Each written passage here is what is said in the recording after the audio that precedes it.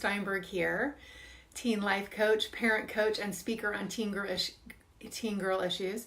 So as you probably know by now, every Wednesday over lunch, we have a little Facebook Live video chat about topics related to tween and teen girls.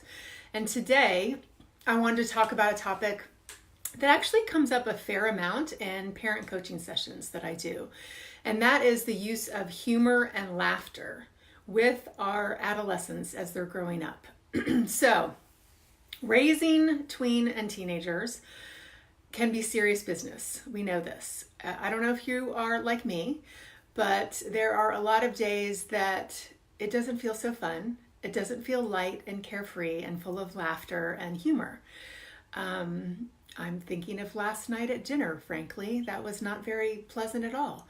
So the reason why I bring up humor is because, first of all, doesn't laughing make you feel good anyway? It just does. It makes you feel better, right? And don't you love hanging out with people that make you laugh or giggle or lighten up the mood with something?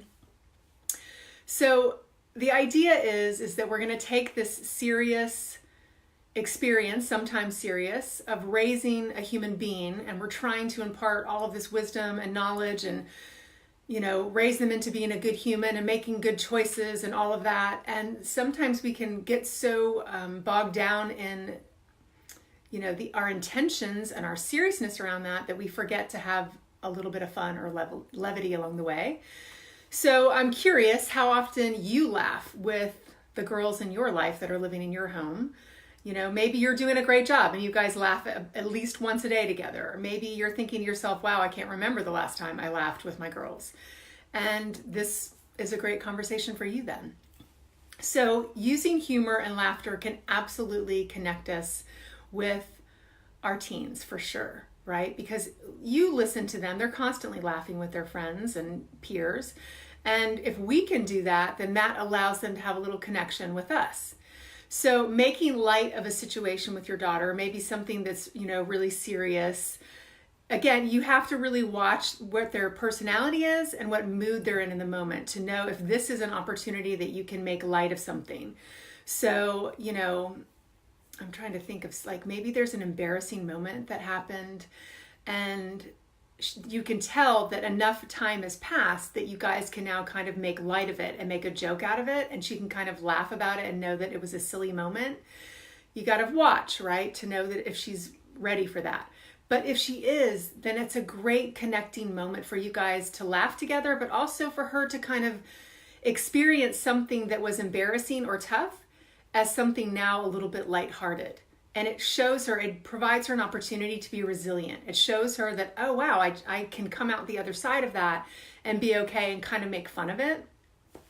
Being your goofy self. So maybe with your friends, you are very easily and readily a super goofy, silly, funny person. And you notice that when you're parenting, that side of you doesn't really come out that much. I know I have been guilty of that for sure.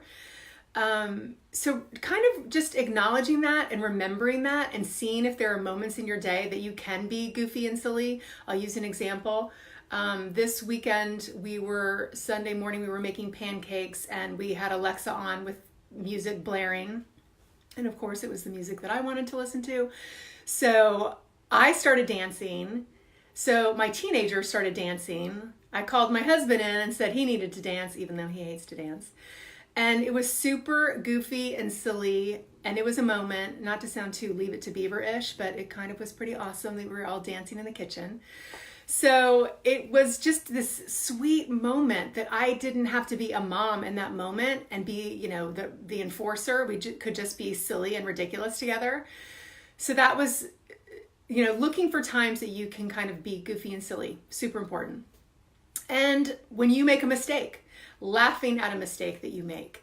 Let's say that you're, doing math and you forget, 9 times 8 is whatever it is, see?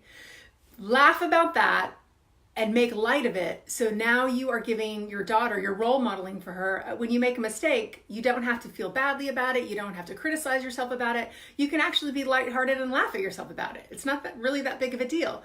So rather than saying all of those words to her, because sometimes when we say all of that, we're trying to teach, then we have some resistance. But when they're watching us being that way and laughing at ourselves, at our mistakes, then we're now role modeling. We're now teaching without having any resistance, which is kind of a beautiful thing.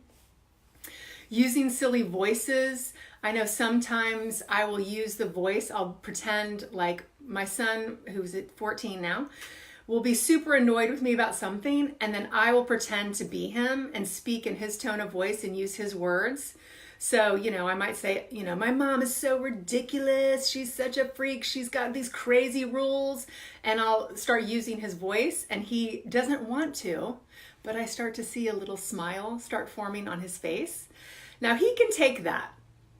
Some kids, some girls and their personalities, that would not be funny to them if you were imitating their voice. So obviously you got to know your girl. And certainly the mood that they're in can impact whether they will receive that in a humorous way or not.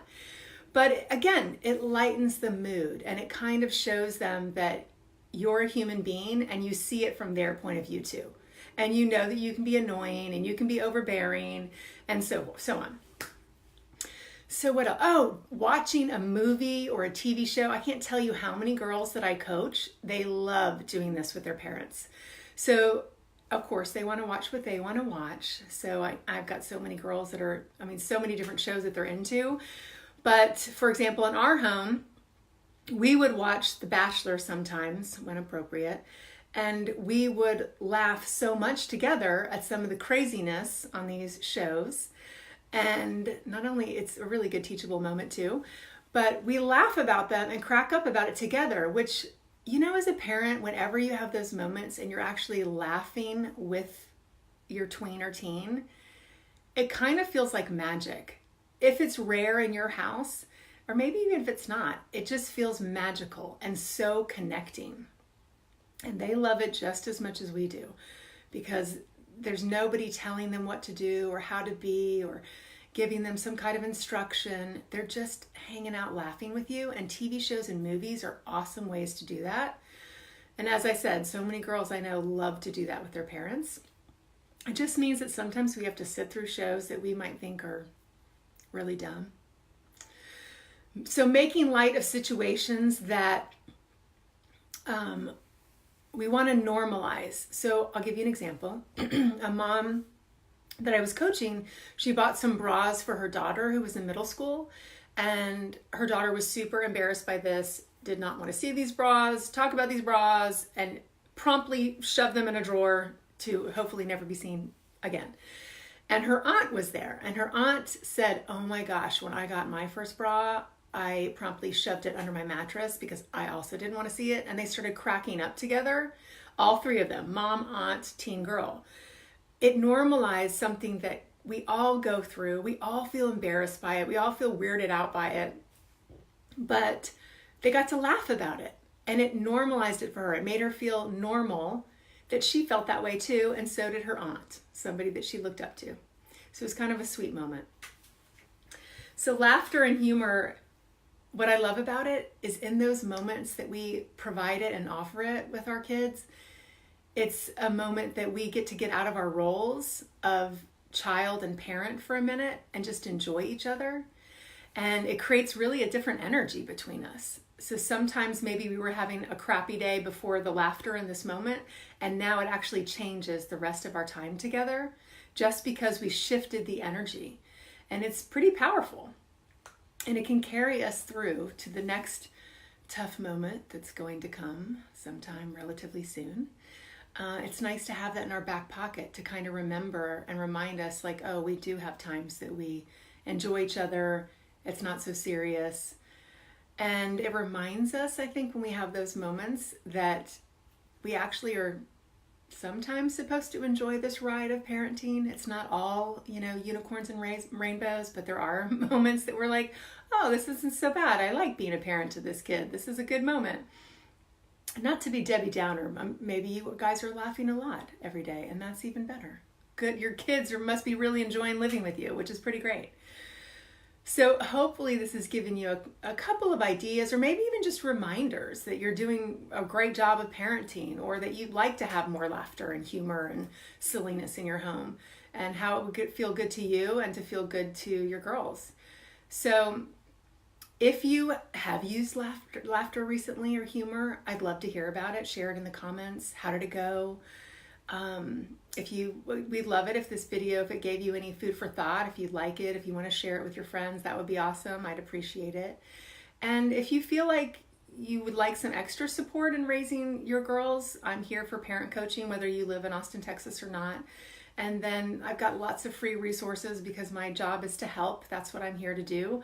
And so I've got a blog on my website, barbsteinberg.com. And then I've also got lots of videos on my YouTube channel, Barb Steinberg, LMSW. So thanks for tuning in, guys. And I will see you next Wednesday at noon over lunch. And we'll have another hot topic. If you got something you want me to talk about, write it in the comments. I'd love to hear. Have a great day. Bye.